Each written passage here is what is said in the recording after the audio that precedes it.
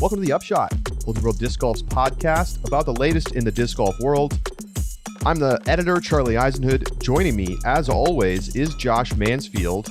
T-2 days to the start of the season. Cannot wait. Las Vegas Challenge kicking off Thursday. 4-day event. Thursday, Friday, Saturday, Sunday. Most Pro Tour events are 3 days, but LVC wants to do things its own way. 3 courses, 4 days.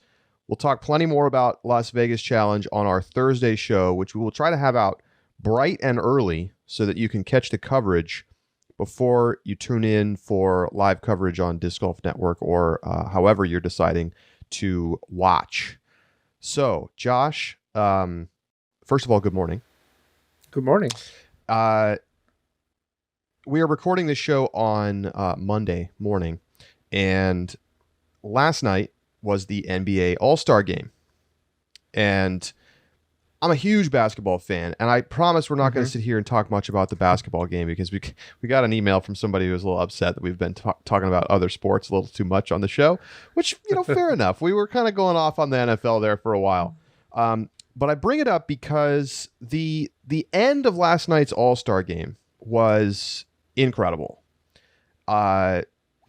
First of all, Steph Curry had, I think he had 16 threes and 50 points. It was insane. And then LeBron hits a crazy turnaround jumper to win the game at the quote-unquote buzzer. Quote-unquote buzzer, I'm going to say. So what they do in the All-Star Game for the NBA, and they changed this a few years ago, instead of having the fourth quarter, like a normal NBA game or any normal sporting event, at the end of the third quarter, you have the 2 scores, okay? They add 24 points to the score that the leading team has. So, for example, let's say it's 100 to 95. They add 24 points to the 100, which gives you now a target score of 124 points. There is no clock. They then just play the game until one of the teams reaches 124 points or whatever the plus 24 total is. This is called the Elam ending, named after the guy who came up with it, Elam. And the All-Star Game is notorious for having sort of like lame effort. Players are not really playing defense. There's lots of wide open lanes to dunk. And it's an exhibition, so it's all good.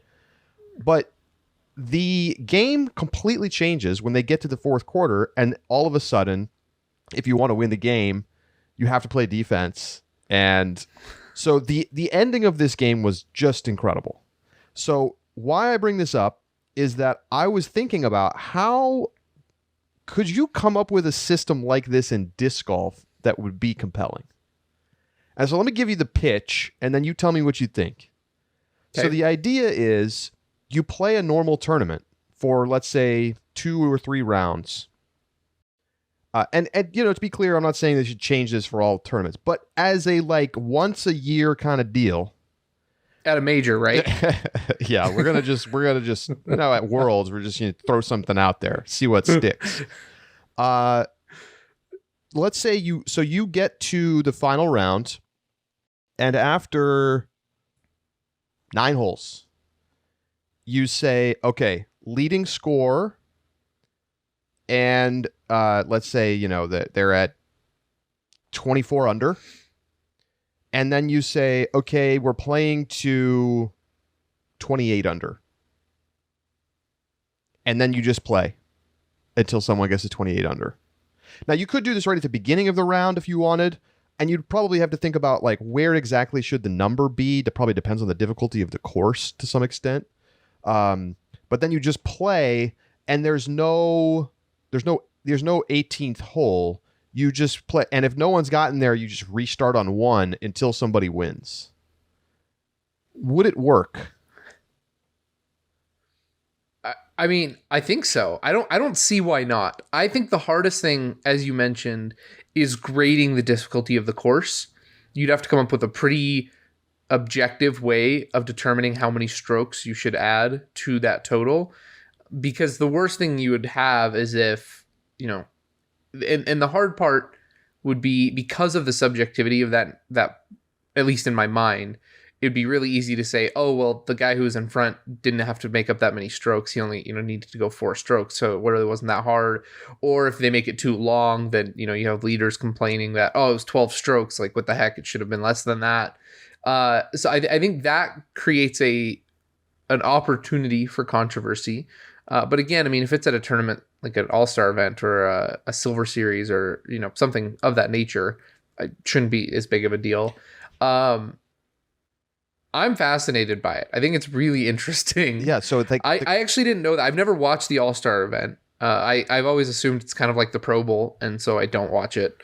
I might have to now. Oh my gosh, it's so far from being the Pro Bowl. Like, don't insult the NBA All-Star game by comparing it to the. Never seen it. That was just an assumption. So yeah, but I think it's an interesting concept for disc golf. Race finish, I think, is what you'd call it in disc golf. There you go. And I think you make some good points. You would want to do this on a course that had a lot of available birdies. I think there's no way to do this. Like, if it's brutally windy or something, like, there's always ways this could go wrong, I guess. But you could adjust the number.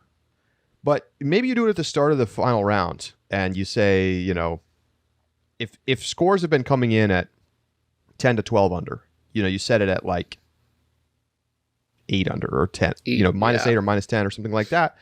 And then you say go. And here's the thing that I think would be really interesting about it. One of the problems in basketball and in disc golf is that if a player has built a lead, they just know they need to run out the clock.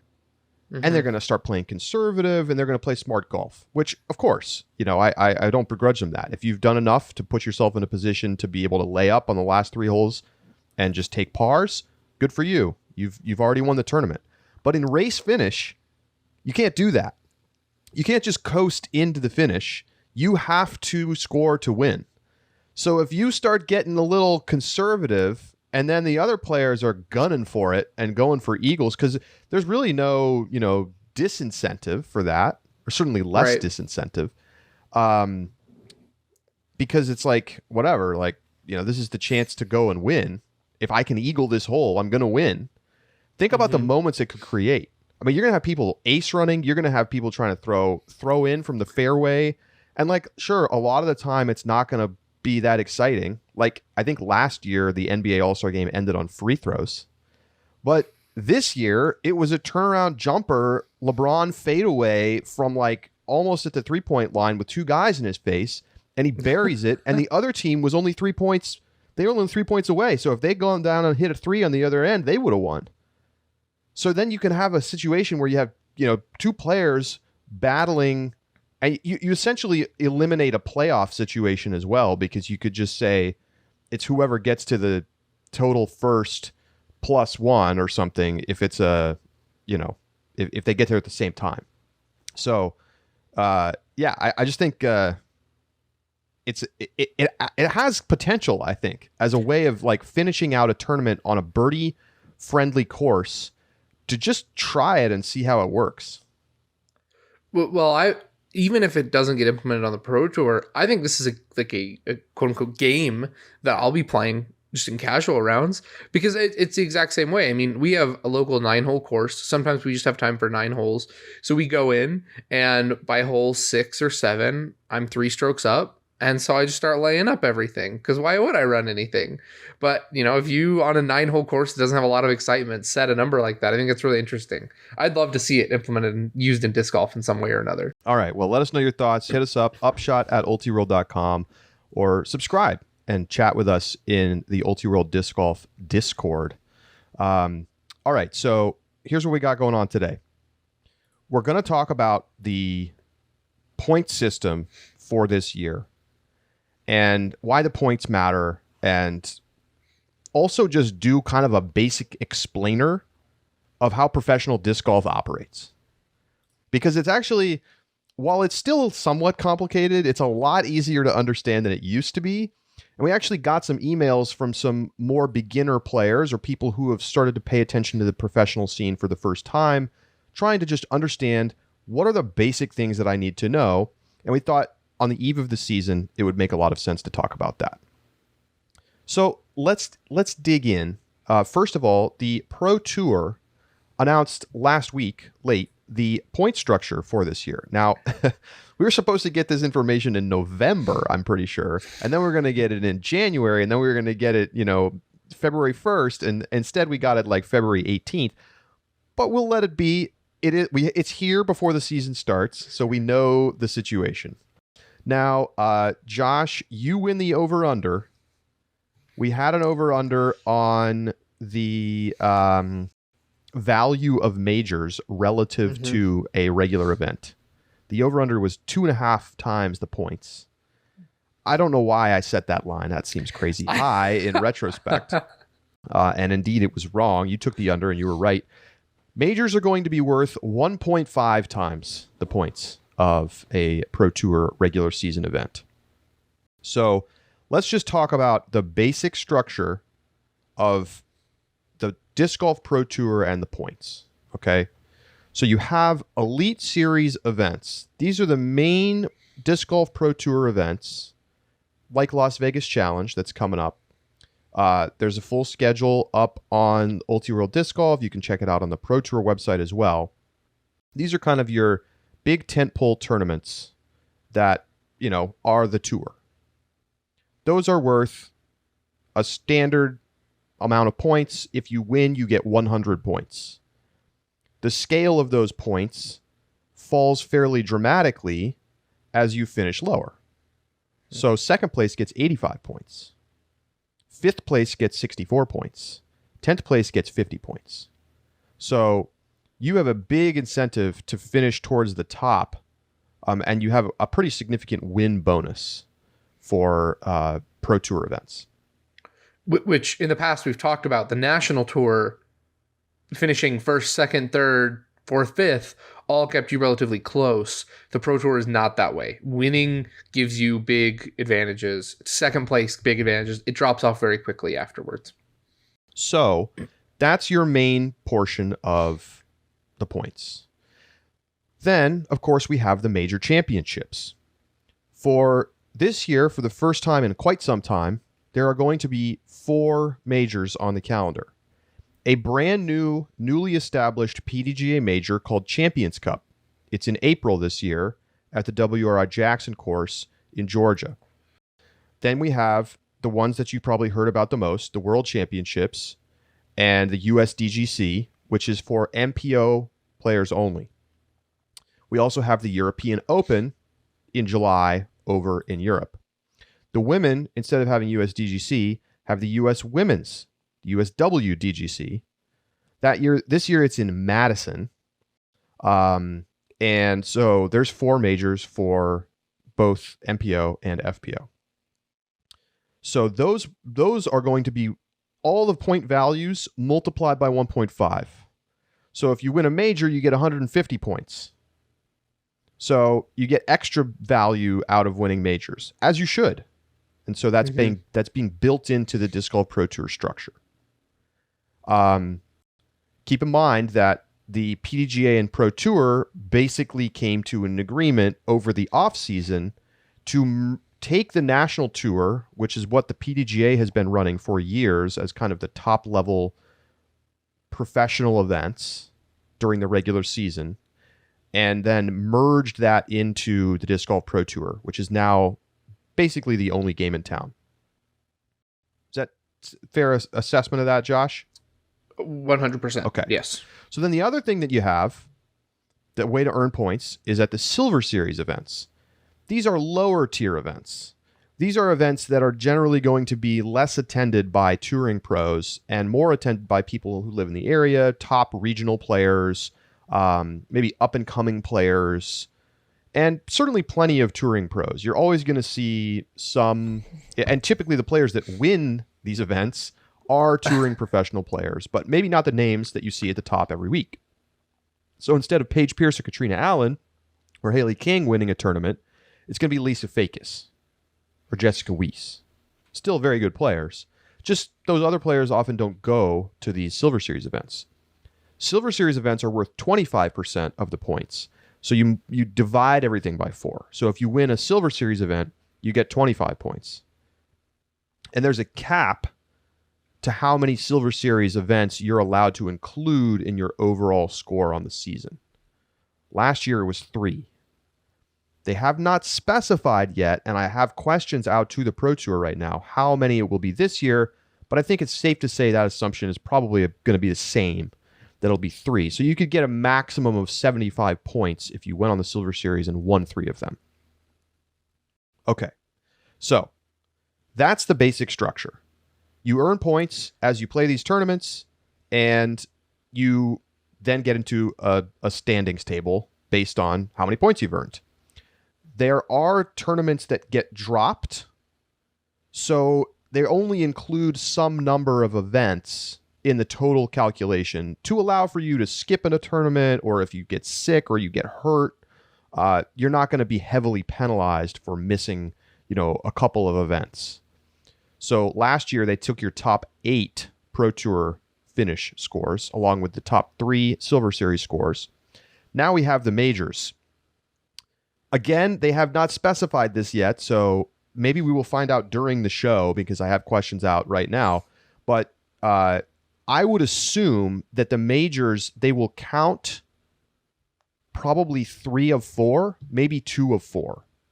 And so your top, I'm going to guess top 3 finishes to kind of allow people to skip the European Open or just drop your worst finish will count towards your score, so that you won't be, penalized for missing one if you don't travel to Europe. Because there's a lot of touring pros who don't go over to Europe and play. So that's the basic structure of how you earn points. Some tournaments get dropped. You can pick up some points on the Silver Series. Majors are worth more. Clear, Josh? I think it was an excellent job, Charlie. The next thing that becomes important then is, what do these points mean to you? And why should you care? And this is where we get into the playoffs and the Disc Golf Pro Tour Championship. That's right. This year, the Green Mountain Championship is the first playoff event, and the field will be limited to the top 100 MPO and top 50 FPO players based on Disc Golf Pro Tour standings, which is the accumulation of the point system that you just broke down. From there, those events are worth 125%. So an opportunity then for players to move a little bit faster up if you play well at these events. Again, though, you do have to make it in. However, these fields, especially for Green Mountain Championship, there's going to be no drama on who gets in. If you are, I think even regional pros, quote unquote, who play 5 or 6 Pro Tour events will still probably have enough points to get in if they so desire. Then you move into the MVP Open, and this cuts it down to the top 64 MPO and top 32 FPO, which is, I think, a pretty significant cut. But Jeff Spring says that there will still be regional qualifying opportunities for the events for players not inside those cutoffs. So still some opportunities there. Again, this one is also worth 125% versus a regular event. From there, adding some spice for players who are trying to make the push to get into the Disc Golf Pro Tour Championship, which is where we're headed. Go ahead. Yes. Everything clear on playoffs, you think? I think so, yes. Great. Okay, so then we get to the Disc Golf Pro Tour Championship, which is going to host a similar field of 32 MPO and 16 FPO. However, this year, only the top 30 and top 14 FPO, 30 MPO and 14 FPO get in automatically. The last 2 spots for each division will feature a play-in tournament with those 2 individuals who are at the 31st and 32nd rank, or the 15th and 16th rank for MPO and FPO respectively, who then have to play against up to 4 players whose spots are reserved by Elite Series wins or major wins, but did not qualify directly for the Tour Championship. I think an example of this from last season, assuming the tours had been combined, Connor O'Reilly, who wins the Delaware Disc Golf Challenge, but did not qualify for the Disc Golf Pro Tour Championship, would have had the opportunity for a play-in tournament under this model. There is no guarantee that we will have for or any finishers who win an Elite Series or a major and don't finish in the top 32. In fact, I think that the likelihood is probably that the play-in tournament won't happen. if I was going to take odds on that. But I still think it's an interesting chance for players who are young, who demonstrate a high ceiling, but maybe not the consistency yet to win and play well throughout all of tour. And perhaps ones who only play 3 events. Yeah.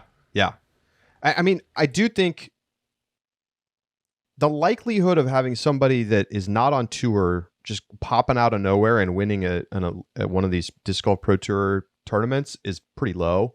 But I like that they've created a pathway for those players, if it does in fact happen, to have an opportunity to go and play in. The other scenario that you could at least imagine is that like a European player comes over, plays 1 or 2 events, wins one, and then, goes back to Europe. Now they have an opportunity to come back over and play in for a spot in the Pro Tour Championship if they so choose.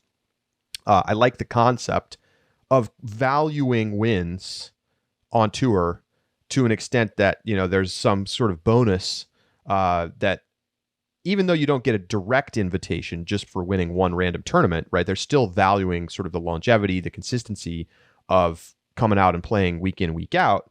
But there's a pathway then for a really talented player who, doesn't play that often or is coming over from Europe or just randomly pops out of nowhere like Conor O'Reilly, and they'll get a chance to play in. So I agree with you. I actually don't think this is going to happen this year. I mean, I think, Conor O'Reilly winning is in part because there was a very thin field at the tournament, Delaware Disc Golf Challenge, that he won. Not to take away from a great performance from him. And I love stories like that. So this is a great opportunity for that to allow players who win to get a benefit. The other way players who win get a benefit. Well, before we get to that, getting into the Disc Golf Pro Tour Championship is a big deal. Mm-hmm. Not only is it the largest purse of the year pretty consistently, and I would be shocked if it wasn't again this year. The purse last year was $250,000 for, again, 48 total competitors. That's pretty amazing opportunity for those players. And they all get guaranteed payouts just for making it in. So you can sort of think of it as it's like the bonus level in a video game where you're just collecting coins. Like you're just going to see how many coins you can collect. And if you play great, you can win a lot of coins, including up to maybe 30,000 coins.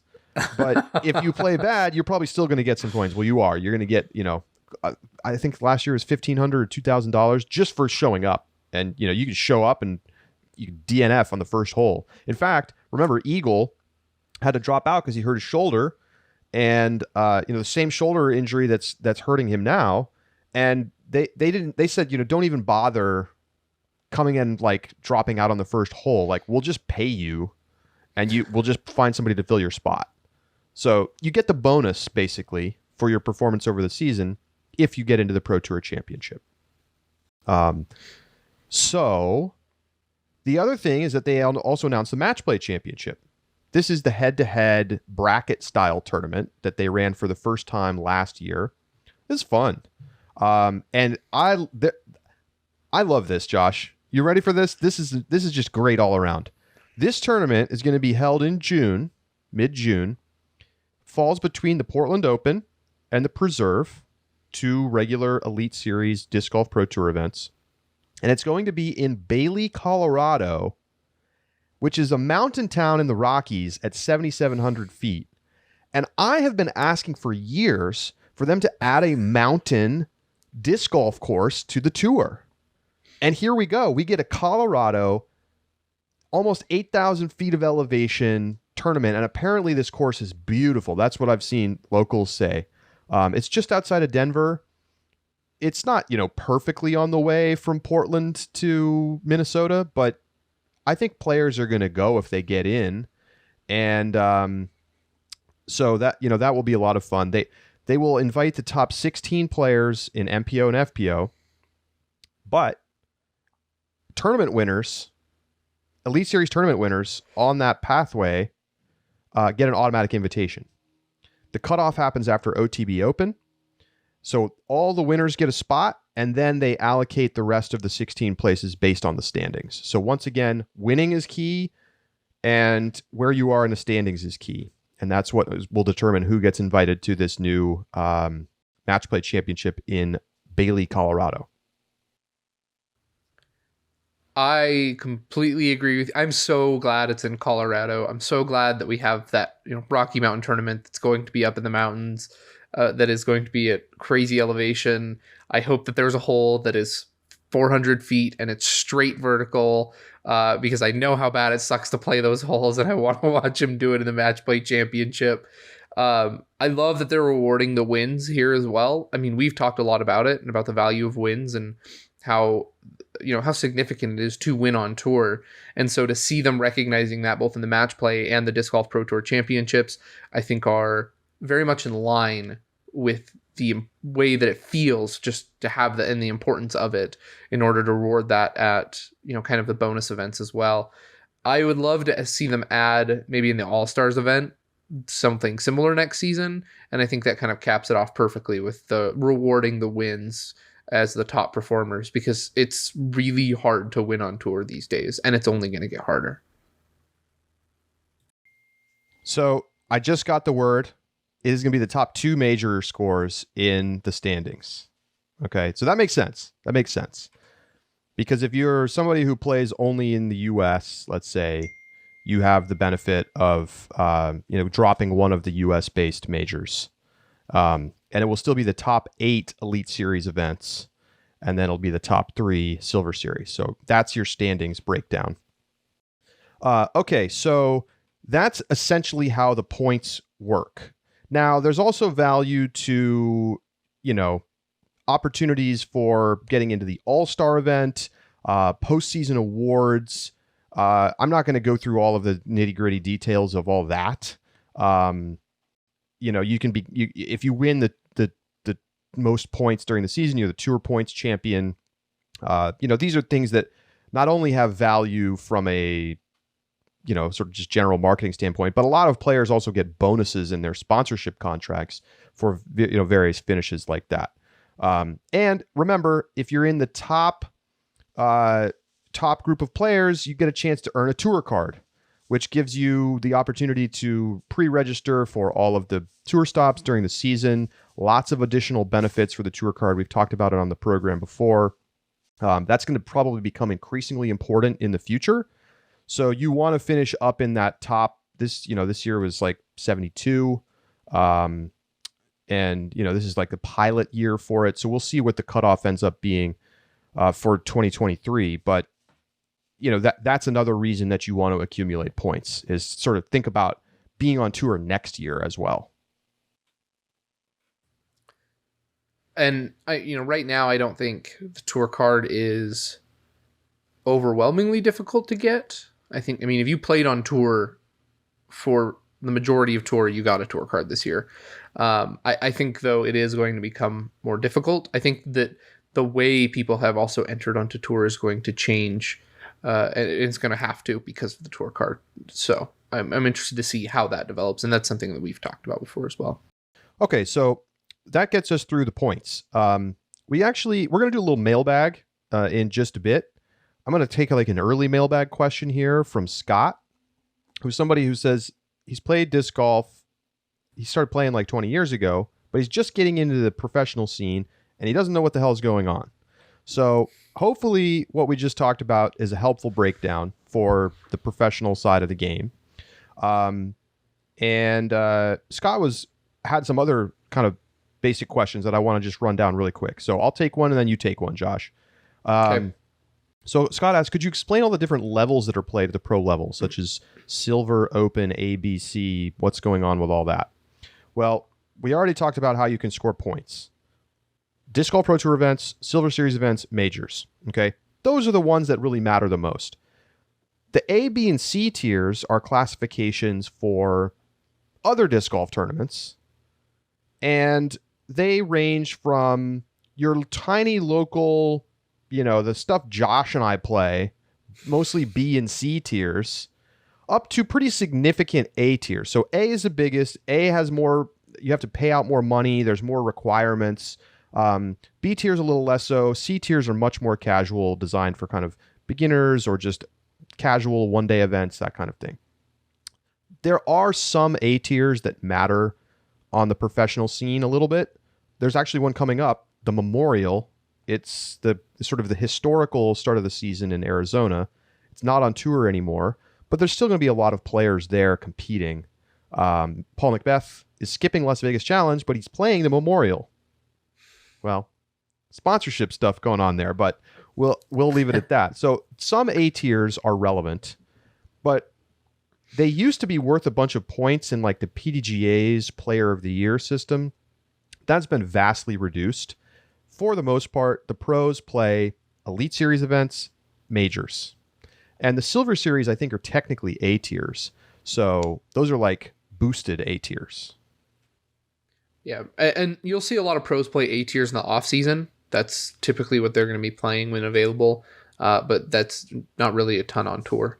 Next question: what are the different putting circles, etc.?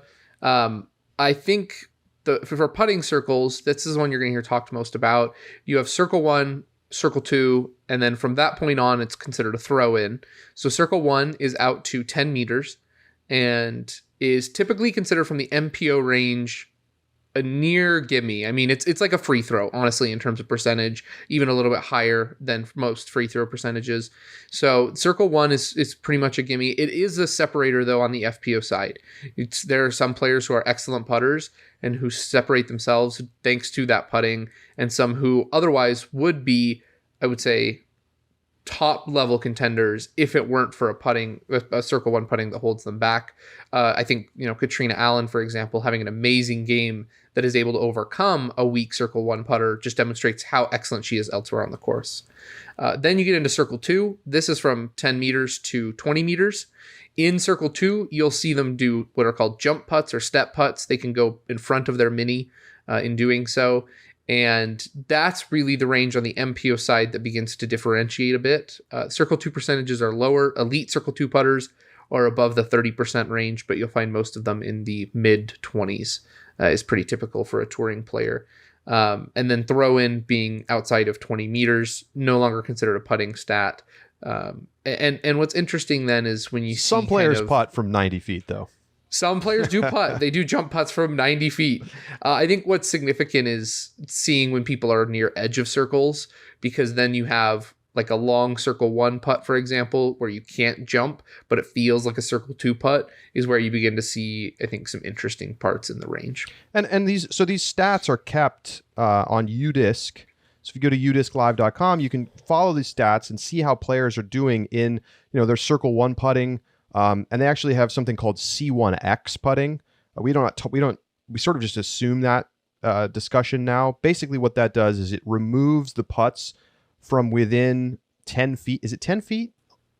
I think it's 11 feet. 11 feet. Okay. Yeah.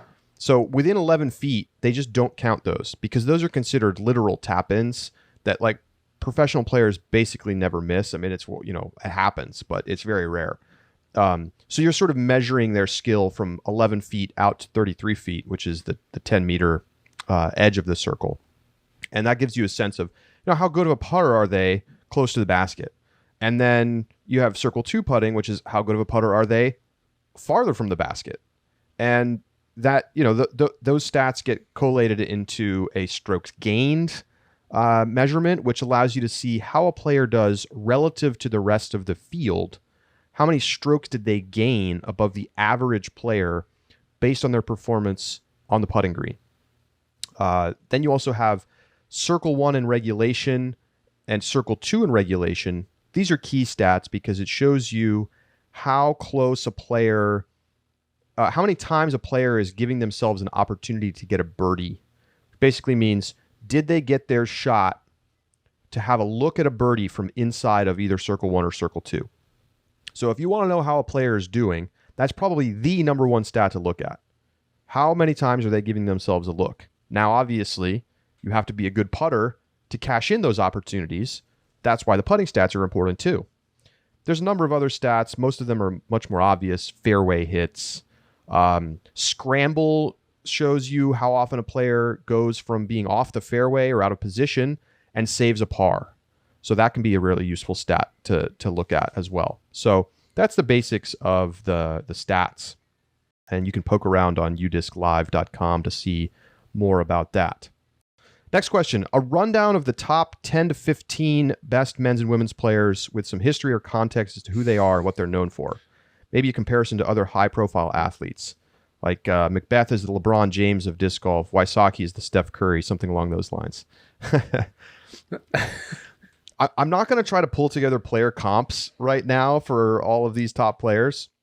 But honestly, the best way to get familiarized with these players is to go take a look at the standings from 2021. Pretty much all the players in the top 10 are very relevant on tour. So, your biggest name players in FPO are Paige Pierce, who's been the dominant player, probably, getting to the point of being like sort of inarguably the best women's player of all time. Katrina Allen has been her biggest rival. The 3 European women who we've talked about lately on the show, Kristen Tatar, Henna Blomroos, and Evelina Salonen, are also very strong competitors. Missy Gannon won the Disc Golf Pro Tour Player of the Year this year. She's been on tour a little bit less than some of these other players, but has really improved. Haley King is an exciting up-and-coming player, still very young, very talented. There's tons of players to go through. On the MPO side, for sure, the show has been Macbeth versus Wysocki for the last decade, basically. There are other players who have really started to make a dent, but those two have really clearly been the best players of this generation. Think about it like Federer and Nadal. Like, we were in that time period, like 10 years ago, where it was just those guys, right? And not quite that long ago, but that was the case like 6-7 years ago. It was like Macbeth versus Wysocki at every tournament. And then you had Djokovic emerge. So maybe that's your eagle. Their temperaments are very different. Yes. And, now you've got players like Kyle Klein, young kid up and coming, Calvin Heimberg, who has really emerged in the last 3-4 years as a player that nobody knew and all of a sudden is top 3 on tour.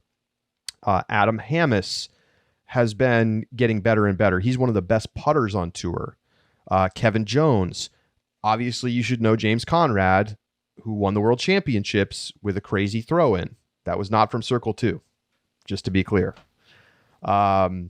So, yeah, take a look through the top, 16 players or so, and you're going to see most of the big names that compete for the tournaments week in and week out. And a little preview for our Thursday show, you're going to see our stock picks where we trade, buy, sell, hold on some different players. I think that'll give you some good insight as to how at least we feel about some of the pros, their consistency, and their outlook for the season. So make sure to tune in on Thursday for that show. It's always one of our favorites. Next question is, how does scoring work? And then you talked about a 1040 player only shooting at a 960 level. So this is referring more towards rating rather than scoring, is the term used. And I'll come back to the second part. It is not something that pros use. Everybody uses it. I have a PDGA rating. Charlie, do you have a PDGA rating? I do. You do? Okay, I thought so. So Charlie's got a PDGA rating. If you pay for the annual membership through PDGA and you have an active PDGA membership and you play in a sanctioned event, that can be a league, it can be a tournament, either one, then you will get a rating as well. And this rating kind of shows you where relative to the field, and they have, division breakdowns that say if you're below this rating, you're an intermediate, below this rating, you're in rec, etc. So it kind of gives you that breakdown of where you fit in. Now for pros, it used to be 1,000 on the MPO side. The 1,000 rated mark was, kind of established. Oh, there we go. That's the pro. The 1,000 rated mark still is very prestigious for, I would say, local players. But I think in order to be relevant on tour, you have to be 1020. Is that a good number? That's about right. Yeah. Connor O'Reilly, and that's even... Connor O'Reilly won Delaware. I think his rating was 10, 15, 10, 18, something like that. Which was And so that was a surprise. Shocking. Yeah. Yeah, just to be clear, like ratings are established based on relative performance. It's an algorithm the PDGA runs. Everybody who shows up to the tournament, people there have a rating. Everyone finishes the tournament, and using the ratings of existing players in combination with the scoring at that course historically, and it sort of kind of automatically adjusts for bad conditions because everybody's scores are lower, or really good conditions because everybody's scores are higher. But it allows you to have kind of a sense of how good a player is. It's like a handicap in golf, essentially. Yes, though I am not familiar, and I know if there are some leagues, at least from where I am, we don't ever use rating as handicap. Though I know some leagues do, but yes, that's exactly what it is. It's a way of establishing relative performance across all player types, whether that be a professional or people who play local tournaments. Yeah. So you can go to PDGA. I think it's PDGA Player Search. Would be you can just Google that, go onto their page, and then you can type in any pro, any local that you know as well. Type in their name, and you can go find their history about which tournaments they've played, how they've scored at them, and what their rating is as a result. And then to answer his question about a 1040 player shooting at a 960 level, yeah, that would be a really bad performance for a pro player. Generally, every 10 points in rating represents about a stroke of, scoring in a round. So if I'm, 1,000 rated and I play against a 1020 rated player, on average, they should beat me by 2 strokes a round. I'm very much ballparking right now. But that would mean that somebody who shot, over the course of a tournament, or let's just say a 960 round, and they're a 1040 player, that probably means they shot about 8 strokes worse than they normally do, which is pretty bad, for a pro player. Yeah. I mean, it happens, but it's rare. And you'll see if a top level pro shoots multiple sub 1,000 rated rounds, they had a really bad weekend. Yep. On the FPO side, we're still waiting for someone to hit the 1,000 mark. We thought Paige Pierce was going to be the one to do it. She probably will still be the one to do close. It. She came really close, and then had that really, really poor Texas swing last year that really took her out of contention for the 1,000 rated for now. But that's kind of the mark that we're waiting to see in FPO. So there you go. Some basics. Hopefully not too dull for our longtime listeners. Certainly, I think everybody wanted to understand the scoring, and so now we're ready to go for the season. If you have more questions for us, hit us up with anything on your mind, upshot@ultiworld.com. We're going to take a quick break. When we come back, we're going to open up some mail. It's a mailbag segment, preseason mailbag, coming up.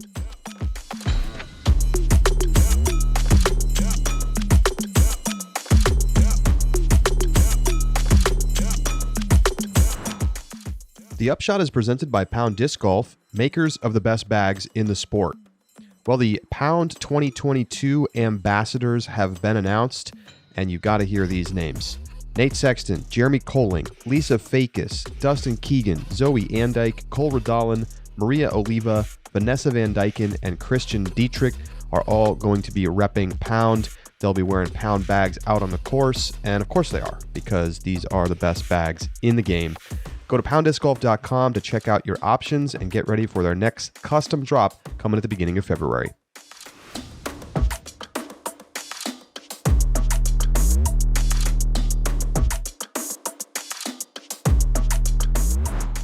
Welcome back to the Upshot. It's time for us to open up some listener mail. And we always love to hear from you, so please email us when you agree with us, disagree with us, have a question, just have a hot take that comes to your mind. We'd love to see it. So quickly, first of all, this is just a little bit more of a clarification than a mailbag question per se, but shout out to Pete Christ from the PDGA, who emailed in after hearing our segment about the new world rankings on last week's show, and noted that the European Open will be included in the world rankings when those are created in 2023. So right now, the world rankings are really just the U.S. rankings. We have a U.S. rankings that includes the U.S. tournaments and the U.S. majors, as we discussed. The European rankings are going to come out in the summer, probably right around the time of the European Open, which will be a fully separate list that only focuses on European events, which of course will include the European Open. And then once there's enough data again, they're going to merge these lists. I think they're going to keep the two separate lists, the US Tour, the European Tour, and then they're also going to have a combined world ranking that will include all of the majors. So thanks for that note, and I'm looking forward to seeing the newly merged tour rankings when we can get there. Also, Josh, remember you were like, if Macbeth won Worlds, he probably would have finished first in this new US Tour ranking. And we tried to do the math, and it was like, he came close. Well, we just didn't do the math well enough. So mulligan on me, because if Macbeth had won Worlds, not only would his score for, getting number 1 instead of number 2 at Worlds have changed, but it would have bumped his win counts up to 4 and put him into a tie for first in that category with Ricky and Eagle. And that would have been enough to bump him to number 1, Josh. So think about that. James Conrad just not only snatched the world championships away from Paul Macbeth, but also snatched away his number 1 ranking in the US Tour rankings. So many consequences to that shot. He's gonna wake up with a horse head in his van soon.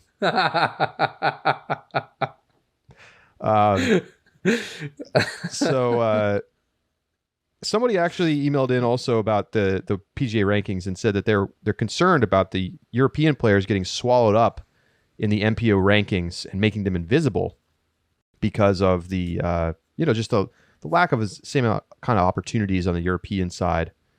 And they said by keeping the rankings separate, we have more visibility to good European players, which gives us a line of sight to the next group of players that rise to the top and may be eligible for full tour sponsorship. Totally agree. I think that's why they're going to keep them as separate rankings as well. But there is value in having a combined world rankings.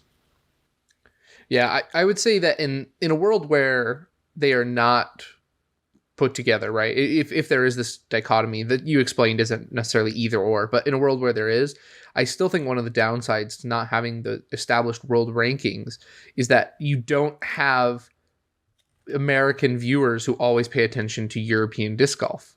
And so when you have separate rankings completely independent of each other, sure, you can have a separate European list, but I mean, American viewers aren't going to go look for that. But you put them in the world rankings and then you see, Linus Carlson is around the Garrett Gurthie level, then that begins to clarify and connect in your head. And I think actually incentivizes you following, paying attention, and being a part of European golf a little bit more. Linus Carlson. I'm going to save you the mulligan. You're right. Thank you. Yep. Okay, so mailbag is here. Josh, grab a letter. What are we talking about? Well, I think we'll start with another email from Robert because this one's directed at me, so I figure I guess I'll just take this on. So Robert says that I'm trying too hard to be controversial about events being dropped from the Disc Golf Pro Tour. And he says, D-Glow, come on, Josh. Paul set the 18 under on this course 5 days after the European Open. Is plenty of time for players that really want to play both. This is a great course and won't be dropped from the regular tour. Most players aren't making the trip to Europe yet. And then LVC, people want to go someplace warm to start the season, and Vegas is a great choice. They may have a few things to tweak, but remember, it's not like the players are using tricky wooded lines. There are lots of hyzers out there, and people can practice these in the field. So I'm going to tackle the two things separate. Let's start with LVC. I think LVC has been removed from the tour before. Like, this is something that already has happened and comes back. It's something that players are leaving. I think that a better alternative would be starting somewhere in the South, Florida, somewhere warm. I think it can add more variety. I think it sets up well for where the All-Stars event could be in terms of like the vacation. I don't think Vegas is on the most solid footing given their weird format.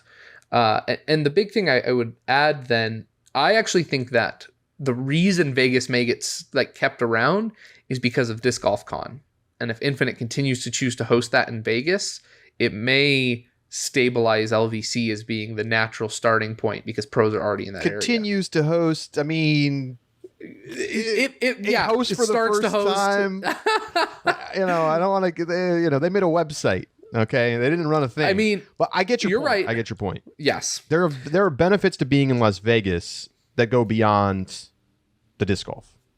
Right. So I think the benefits of Las Vegas may redeem what I think is a less than ideal tournament to start the season. I mean, and again, I just think that there are easy fixes for Las Vegas to be a better overall tournament. Does it need to be 4 days? Does it need to be on 3 courses? No, it could be 3 days on 2 courses, and it would be just fine. Like, it would probably improve the overall quality of the event if they did that. Yep. I feel like this is one of the few 4-day tournaments, and like, do we need a 4-day tournament to kick off the season? I don't know. There's a lot to like about this tournament. They have this beautiful facilities. It's very professional, run tournament. But there are weaknesses to it that seem to be not getting solved. And there have been frustrations with that in the past from people who run the tour. So I think it's definitely at risk. Now, what about D-Glow, Josh? Because I think I'm with Robert on this one. I don't think we're going to see D-Glow going anywhere. So here's my thoughts on D-Glow. He's right that Europe, not enough players go to Europe in order, and so it does become a little bit trickier. I think that we're going to see that change. I think more and more players are going to spend more time on tour in Europe, and I don't think that the European tour is going to necessarily fully change their schedule to accommodate D-Glow. I like is 5 days technically enough time to get back in time to play the tournament? Yes. I would hate to do anything athletic that requires practice rounds 5 days after traveling back from Europe. It sucks, especially if you've been over there for a month. The not mentioning the jet lag, but just the actual practice time before the round starts, the risk of travel issues. I mean, there are lots of reasons that I think we're going to see pros drop this event. I think what's more likely, and remember, Charlie, you said yourself, it's really hard to find events that you have to drop. But in an exercise where you have to find things to drop, I think what is the most likely is that tournaments like D-Glow and Idlewild get combined on a rotating schedule. You have your, what I would call tentpole, your fixtures that really aren't going to go anywhere, in my opinion. MVP, GMC, DDO, Ledgestone, like those I don't think are ever going to get touched for a lot of reasons. I think D-Glow and Idlewild, put them in alternating years. And then you don't have to put one right before or right after the European swing. You do either or. And then when it alternates years that way, people can either play an event and then get over to Europe, or that creates the Pro Tour can then work that event around because they have a little bit more space. I think that's the likelihood of events that are maybe not the tentpole tournaments that you just, in Texas, for example, Waco and Texas State, they just get put on alternating years. And 1 year it's in Waco, next year it's in Texas State. I think it gives a variety without completely kicking off good courses like D-Glow. I think D-Glow and the toboggan course is a great course. But I think just the way it fits in the schedule means that something is eventually going to have to give. And I'm not sure in what way that's going to happen. I like Idlewild too much to see it alternate years on tour. Personally, you got to find something, Charlie. You got to cut something. I hear you. It does feel like we're still maybe at like a couple too many tournaments, especially with the way the schedule lays out. But we'll see how it goes this year. All right. So Steve asks, "Hey guys, big fan. I just had a thought about how to maybe make tournaments harder on easier courses. What if there were par 2s on some of the holes?" That doesn't make it harder. It just changes the relative scores. I mean, and I'm not somebody who's like militant, like par doesn't matter person, but in this case, I really I don't like the idea of par 2s. If you feel the need to create a par 2, like, it probably means that the hole is too easy. Like, sure, there's going to be holes where 80% of people get a birdie. But, I mean, that's part of a disc golf course. Not every hole has to be hard. It's okay to have some easy holes out there. That's not going to make them harder. It's just going to change the relative scoring. I'm just, aesthetically, I hate it. I just hate it. I don't want it. And I think there's also a certain level of pressure that comes with the must get birdies. I think of it's not necessarily an island hole per se, but at LVC where real short, everyone throws a putter and it's got the water all the way around on the golf green and it's super fast and the drop zone is pretty punishing and it's always windy. Like that's simple. Like that's a hole I see as being an example par 2, but double bogey is regular. It's not out of the question because of out of bounds several times and bad factors. And so I think, yeah, Charlie, I agree with you. I don't love the idea of a par 2. All right, I'm going to take another one here. This comes from Brian. The All-Star event was fine. Generally, I do not think the disc golf community cared too much about it. It was pretty much equivalent to the NFL's Pro Bowl. Pro Bowl's taking L's right now. In my opinion, this event is not needed at all and is a waste of the DGPT's time and energy. We already have the Disc Golf Pro Tour Championship, which rewards the best players in the game. I watched almost all the events, and it just seemed pretty flat. Here's what I propose instead. Disc Golf Pro Tour Doubles Championship. The name needs workshop by somebody more creative than me. And it's bring your own partner doubles. 2 divisions, MPO and FPO, 3 rounds. Round 1 is best shot doubles. Round 2 is alternating shot doubles. Round 3 is singles with both players competing. And you get a cumulative score across the 3 rounds, which is somewhat like what their All-Star event looked like 2 years ago with 2 doubles rounds and then a singles round. I think this would be a much more fun way to kick off the season. The drama around who people would pair up with would be great. Maybe you could make it worth a small fraction of DGPT points or something to incentivize pros to play. Okay, so I think, look, here's the thing about the All-Star event. It's not just about having like an All-Star event. It's also about getting the top players before the season all in one place where you can then do things like photo shoots and interviews and, get B-roll of players. They use those media elements throughout the season. And you might say, well, they could just do that at the Las Vegas Challenge. It's too chaotic, and players are practicing and care a lot more about like trying to get ready to go. This gives them the flexibility to do a bunch of stuff and also then work the kinks out on things like the broadcast and, it's a preseason event. If you don't want to think of it as an all-star event, think of it as a preseason event. And you're probably right. Like, people didn't seem to care that much. I don't disagree with that. But I think that's just because it's a preseason event. And I don't have a problem with it. I think the Pro Tour has to do something like that regardless, because they need to get all those interviews, all those photos, like that stuff is super helpful for creating media assets for the rest of the year. And then, they get to play some disc golf on the side. And, I actually think a lot of it was pretty compelling this year. You just had to tune in and watch. And a lot of people just aren't in that headspace yet. Yeah. And I also see not necessarily quote unquote drama, but complexities that go into play with bring your own partners. Sponsorships, for example, do you dare bring someone from a different team? Do your sponsors have problems with that? Does this mean that players just end up bringing the next best player from their same manufacturer? The draft, we were hoping the draft was going to be something real dramatic and exciting, and it was kind of weird. It felt a little awkward. I can't imagine how having to pick your own partner would end up going. So, and I have to say it, doubles it's really fun to play, but I really don't think it televises very well. It's fine. Like, scoring tends to bunch. And so it's like there's not as much separation. I guess it's nice to see more risk taking, but in fact, I felt like players generally were like way too serious at the All-Star event and like didn't throw crazy shots enough.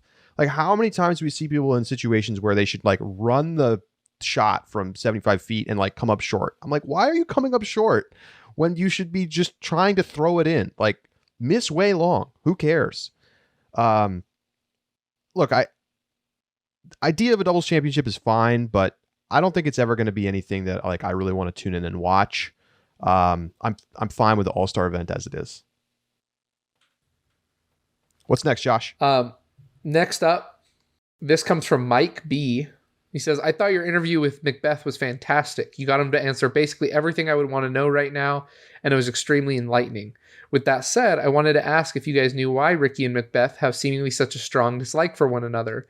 I know they're competitors, and I couldn't find any beef online, but I've only been following since the pro scene since LVC 2021.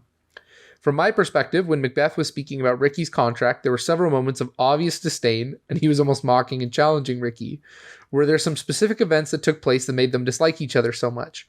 And then we have an over-under. Well, so kind of an over-under, but the prediction: who has more podium finishes in 2022, Macbeth or Wysocki? So there's a lot here, Mike. Welcome to disc golf, Mike.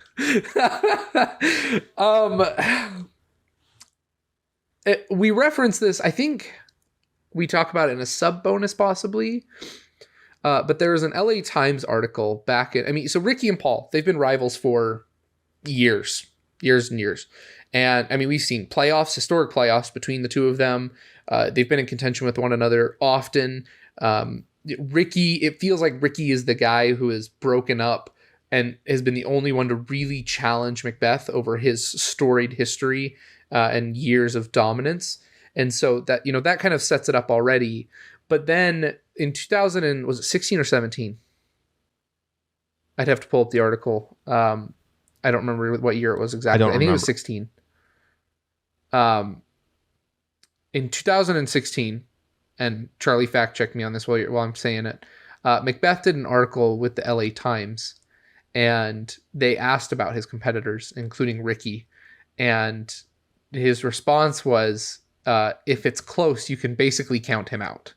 And that is almost verbatim what Macbeth said in this interview. That's not like us, extrapolating or filling in words. Like that's what he said in the interview. And ever since then, it's felt like the beef has kind of been very present. The tension's there. They are competitors. They say often they have respect for each other, and I completely believe that. But you can tell there is some tension between Macbeth and Wysocki. And it's not just the quote. You gotta understand, these, like, if you just started paying attention, you wouldn't even get the vibe that these two guys were battling all season. Like, I really can only remember one obvious Macbeth versus Wysocki battle, which was at Open at Belton, a Silver Series event last year. But 5 years ago, that was like every other tournament. And basically for the entire 2010s, the two of them were always on lead cards, and they were always going head to head, and they were battling for who was going to be the best player in the world. And until Conrad won Worlds, so I guess, let's see. Greg Barsby won in 2018, and Conrad won in 2021 at Worlds. And other than that, it's been Macbeth or Wysocki for like 10 years. Okay, so these guys have just been the ultra rivals.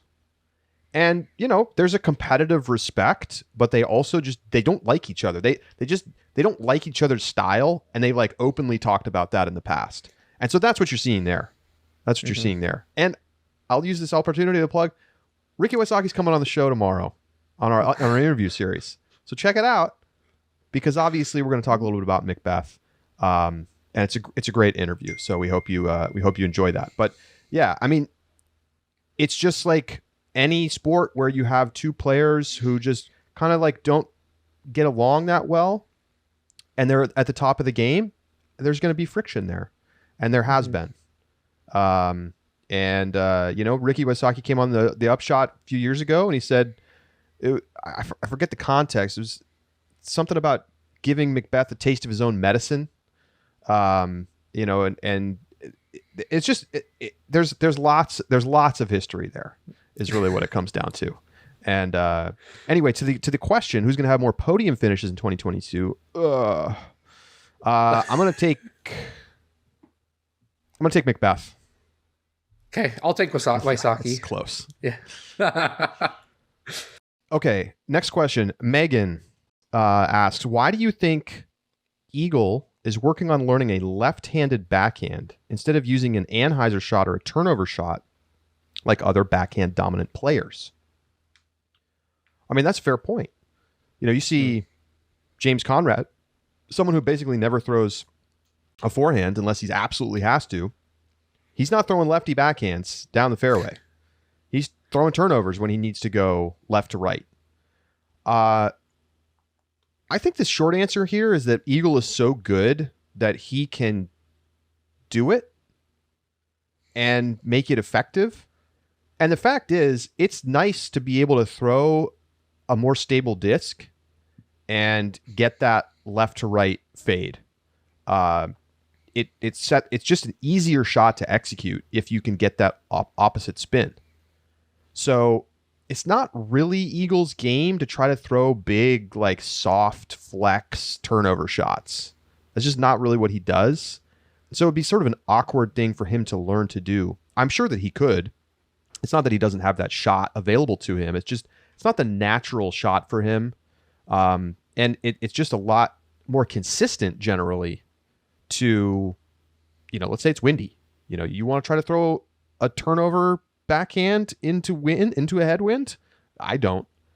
I think really what this speaks to is how amazingly talented players like James Conrad are at being able to have the speed control and the angle control to throw those turnovers and have effective accuracy with them and not have a lot of inconsistency. But Eagle learning to throw a really effective and he probably throws further lefty than I can throw righty. It's an asset to have that opposite spin. Well, and the one other thing I'd add is, James Conrad is a great player, and but his resume is very much built around his previous two major finishes with winning USDGC and Worlds. But otherwise, I mean, there are courses that James really isn't in contention for, and that happens. And it's very rare that you see Eagle who's just not in contention to be in the top 10 ever. So I think that's another point that can be made. Next one, we have an over-under really from Frank, a hot take. No MPO player will have more than 2 Elite Series wins in 2022. So the line's 2.5, I guess. Charlie, what are you taking on that line? Well, really quick, just to go back to the James Conrad point, I just looked it up really fast. He has 4 Elite Series wins in his career. 2 of them are majors. Okay. 1 USDGC, one Worlds, and then he won Idlewild in 2017, and he won MVP in 2018. I mean, he's a very good player, and he finishes in the top 10 all the time. But there are a lot of other players who have more Elite Series wins than him, and so what you say is true. And I think it's fair to say that if he had an elite forehand as well, he would probably win a little bit more. He would probably have a little bit higher rating. Yeah. Anyway, it's a fair take. Anyway, sorry. More than 2 Elite Series. Nobody gets more than 2, huh? I gotta say, I disagree. I think last year the number was 4. I could see the number only being 3 this year, but somebody's going to get hot. Somebody's going to have a good year. Somebody's going to win more than 2. That's my take. If you set the number at 3, I'd have a harder time. I think 3 is a harder time. You know what? I'll jump on with Frank. I'll take Frank's over under. Give me the 2. No one's getting more than 2. That would be amazing.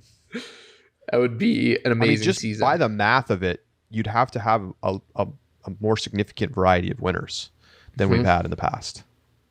And maybe, but all right. One more here, also from Frank. Shout out to Frank. Eagle didn't have his forehand at the All-Star weekend, but still only lost by 1 to Calvin. That's true.